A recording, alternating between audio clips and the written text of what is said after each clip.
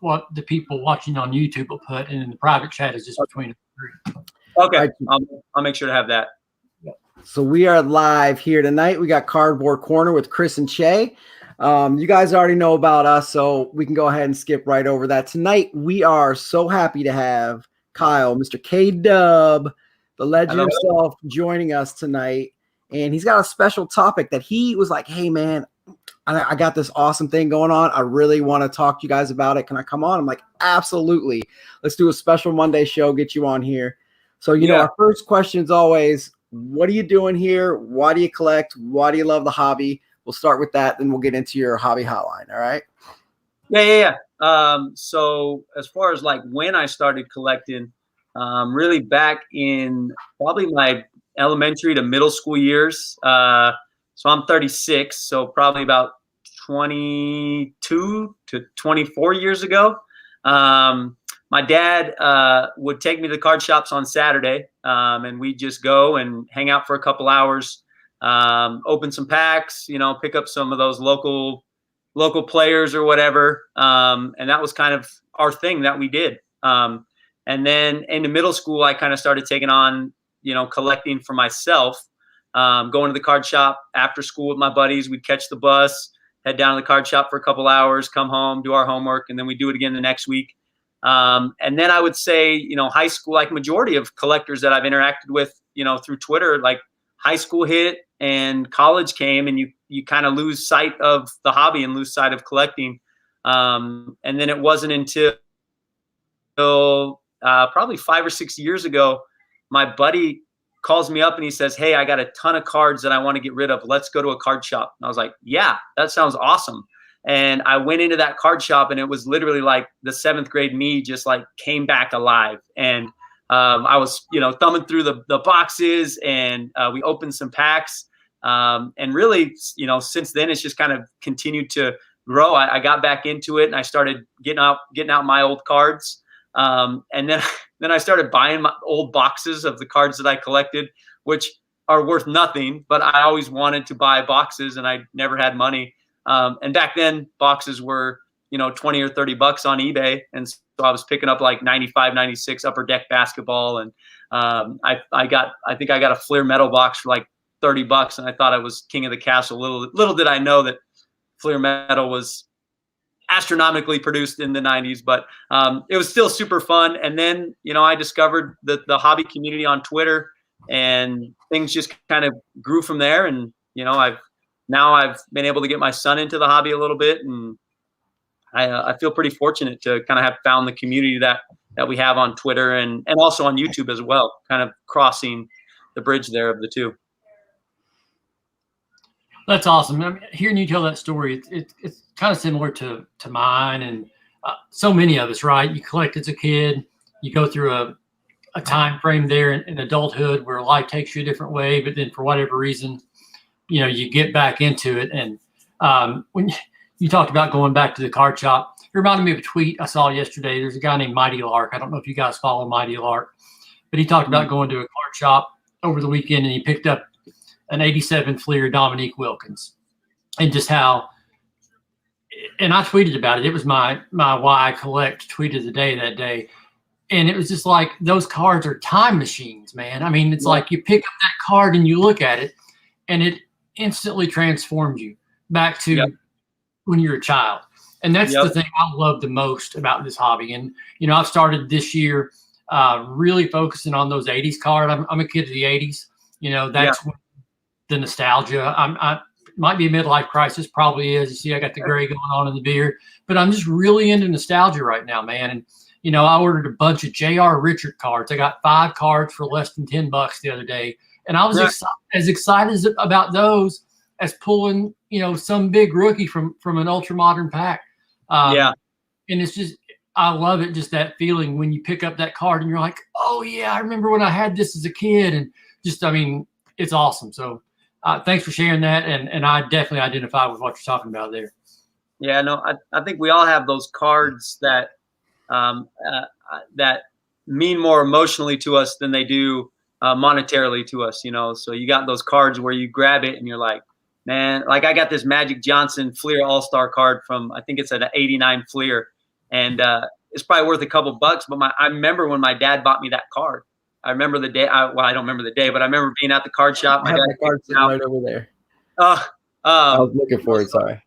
It's absolutely true that these cards are more than just, you know, pieces of cardboard. A lot to us, they have deeper meanings. So absolutely. Hey, I'm real glad you mentioned the hobby community. And, you know, I took a big break from when I was a kid and through college and adulthood. And, you know, I made a hobby specific Twitter, which is the Goldline cards. Because Kyle, you said, you know, it's really the community. And you were like the first person I ever interacted with in the card community. And I've told you that a lot of times. It's actually on my personal account, which is King.Specail. And I remember I sold you like some Vikings cards. I wanted like $20. You're like, bro, that's like a $3 card. You know, I'll give you like $2 PWE. I'm like, okay. You know, I knew nothing about it. And it really took me to a spot like you. And I said, see, Eloy just jumped on and Jimmy Guns were like the three people I really started following right away. I jumped on the Friday night auctions, the Saturday night auctions, and just grew the hobby Twitter in the community. And I know you want to talk about the hobby hotline is how can we help those new people? Because I know when I was newer, not necessarily to the hobby, but maybe to hobby Twitter or interacting with other people, not necessarily collecting, but getting into different, you know, you posted a tweet today about all the different acronyms or people we can go to for advice. Cause you know, it's kind of intimidating when you see, you know, Eloy with 2,000 YouTube subscribers doing these auctions every Friday to approach him and say, hey, I don't know the difference between, you know, series 1 and series 2. Can you help me? But Eloy's very approachable. So are you. You know, everybody's just like everybody else. No one's, you know, an upper echelon, even if we place them on a pedestal. So why don't you tell us a little bit about the hobby hotline and how we're going to help some people out? Yeah. So, you know, it's kind of funny that the idea started swirling right after you did your Thanksgiving tweets and our video. And you kind of shared that story about the time that you and I met. And I remember the interaction afterwards, but it wasn't something that stuck out in my brain as far as just kind of helping you out a little bit with understanding, you know, how to price cards and the value of cards. And then it kind of just started circling in my brain after that, seeing so many new people joining into the hobby. And I think that sometimes we get this old hobby people versus new hobby people, and it's not a battle that we're against each other. Like, we're all in this hobby for the same reason. Like, we love sports and we love cards. And so I started thinking about, like, how are ways that we can help those people who join into the community not feel like you said, you know, upper echelon or lower echelon, because we're all just dudes that love cards. And so I started just kind of jotting down ideas, and I have a little note sheet on my computer, and I started just jotting down ideas. Like, what are things that I didn't know in the beginning that I know now? And so I started just kind of putting ideas down. And then I talked to a couple buddies. I talked to T Murph, and I talked to a Craddy, my buddy Craddy, a little bit. And I just said, hey, what are some things that you would have liked to know now, or when you first started joining the hobby that you know now?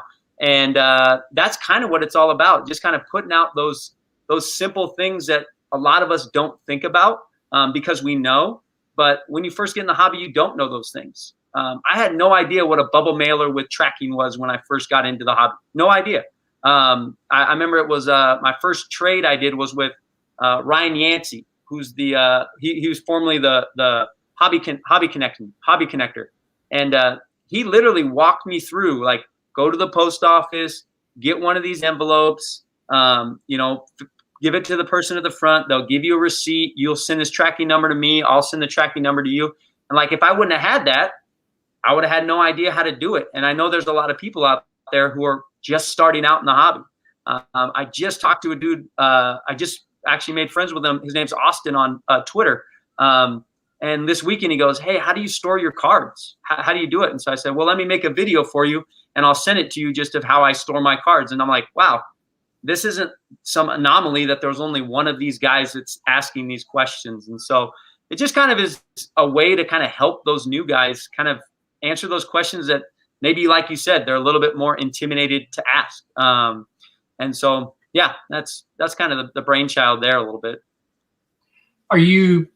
How's it going to work? Is it just, are you going to do like a weekly thing? Or are you going to do a tweet? Or are you just going to let it out there that, hey, you can come to me and these are other guys you can come to?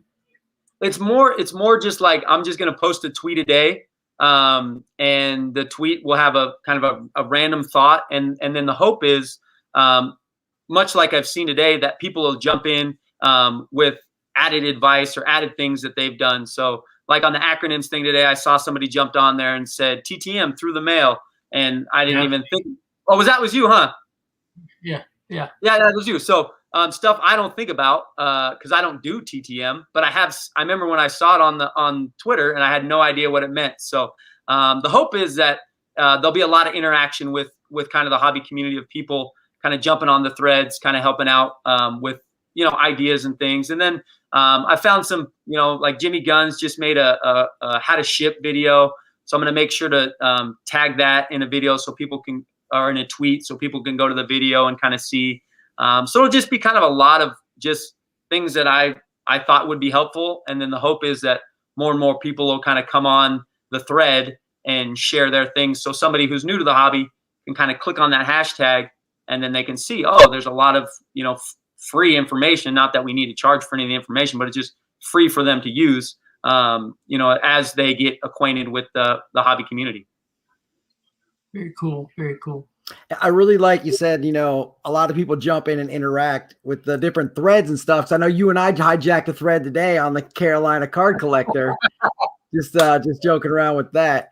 But yeah, you're one of the guys where, you can jump in and then keep on retweeting stuff or interacting with somebody and retweet their comment and make another, witty comment. And people are going to think it's funny if you come back with them and, have some Will Ferrell, meme or something like that.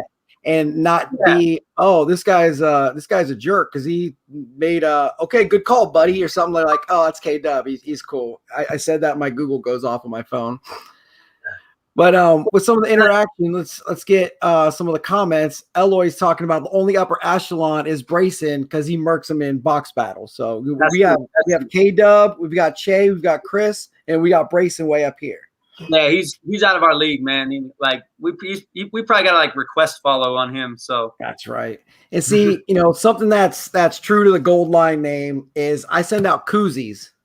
Oh yeah, I got one with all my bubble mailers with tracking. I can't really fit those in a PWE, but I'm thinking about getting some stickers for that soon. But that's something that just like I do. I pay for them. I don't charge that, or I don't put that in my prices for cards. I buy 150 of them at a time. And I send them out, and that's just something that you got a koozie, it's from this guy, so that's cool. So Garrett made that comment, and Jamie says, new people should know about the Sold For app in 130 point. So the Sold For app, because I saw my buddy Brant, we had him on last week. He posted a comp yesterday to some Gerard Encarnacion cards. It's like $18. Like, hey, if you have trouble selling that, and he had a picture of a sold, eBay Sold For, but it was OBO. So it's $18. Yeah. So I get on the Sold For app, and it was really sold for like $12. And he thought it was 18. So it's like, hey man, just letting you know that last sold was actually $12, not 18. He adjusts his price, and within 3 minutes it goes ahead and sells. So being a friend of mine and being polite about it, instead of saying, oh, I'm not paying $18, it's $12. And it's just a lot about the way you speak to someone as well. I was talking earlier and before about how I got hosed on a Zion Prism, and the guy came back and like was derogatory about, oh, I made $800 off this deal. Ha ha ha. You got a Joey Bosa. And I'm like, okay, that sucks. If you'd been like, hey man, that card you sent me got a 10. I can't believe it. I'd be like, oh, sweet, air high five. Just the way you talk to somebody gives off two complete different, tones and levels of where the conversation is going to go. So, before you move on to the next comment, that's a really good point that Jamie made about that, because when I started back into the hobby, it didn't take me long, but I would go to eBay and look at what they were selling, what people were asking for the cards. Yep. And I thought that's what they were worth. And I didn't realize that people are crazy and, ask $100 for a card that the true comps are $12 or something. So that's nice. I might put together a video on that. Just, Chris, I used to send you some of the videos I did for work. It's kind of like one of those instructional videos on how to determine what true comps are. So I might work on that this week, and if I do, I'll let you know, Kyle, and maybe you can link to it on your hobby hotline, because that's a really good a really good thing for somebody that's back new into the hobby is how to really determine what a true comp is. Yeah, no, absolutely. I think I actually, that's one of the, I kind of have pre-made, kind of 140 character little things made. And that's definitely one of them, how to look for comps on eBay, because I think a lot of us just don't know that. And if it wasn't for my buddy Craddy, and I just asked him, hey, how do you know how much these cards are worth? Because he'd always come back, real quick. And then he did a screen record, and he walked through it. Hey, I go to this filter, you turn this on, boom, you can see the sold for prices. So absolutely, that's a great one. And I think like what you were saying there, Chris, man, the hobby is 100% relational. Like, I believe life is relational, and how you talk to people and how you treat people is how is that you should always seek to be the best. And as far as your relationships go with people. And, I think too, a trade I made with the dude, I traded him. I hit a Josh Allen RPA out of Phoenix when Josh Allen was a rookie. And he's a Bills fan. I traded him that for a Thielen autograph, a Fran Tarkington patch auto, and he threw in an AP out of 10 for Cam. And I mean, that Allen is probably selling for way more than it was, but I would probably still make that trade to this day because of how the interaction went between him and I, me knowing that the card was going to him as a collector. And now if he flips it and sells it for $400 or $500, okay. But at the time, I just felt like it was going to a guy who really wanted the card because he wanted the card. And the cards that I got in return, I have them to this day because they're cards I'm not going to get rid of. So I think that how you approach people, even when, deals work out in a favor of someone else, it doesn't matter as long as there's still that connection to that relationship with that person. So. Absolutely. And Che, can you read the comments there? I'm trying to go through a couple more before we jump off here. Yeah, Garrett said supplies, where to buy. He says he gets asked all the time about the frames that he uses for Parker's collection. About card savers, sleeves, cheap bubble mailers. And I see a lot of questions about that. I get my bubble mailers 500 at a time. And they only cost me like $45, on Amazon. But yeah, that's a great point. What are the best supplies to use, where to get them, things like that for, not only what is BMWT, but, what's the best way to go about getting those supplies? What do I need when I'm packing? You said Jimmy did the packing video, but, what all would you need to get started with your supplies and stuff? So that's a good point from Parker. From Gary. I'll just post Eloy's phone number because that's where I go to for all my supply questions. That's right. Hey, Goat, what is this? Can you get me one? Okay. That's right. And what's really great too is as you guys are talking, I'm just thinking in my head, as someone else tweeted today, should I use Pirate Ship or what do you guys use for shipping? And I just remember because Goat said, stamps.com, and Garrett got me on the Pirate Ship. And there's so many different people who, said PayPal shipping, and there's really no wrong answer. It's your own personal preference. I just happen to like Pirate Ship, but that's something we can, if we see that tweet, you can, RT it and say Hobby Hotline. What's your official hashtag? Is it the Hobby Hotline or Hobby Hotline? Because that way we can just go right into the search bar, type that in, and tell people, hey, if you need some help or you need anything, hashtag Hobby Hotline. Just look it up.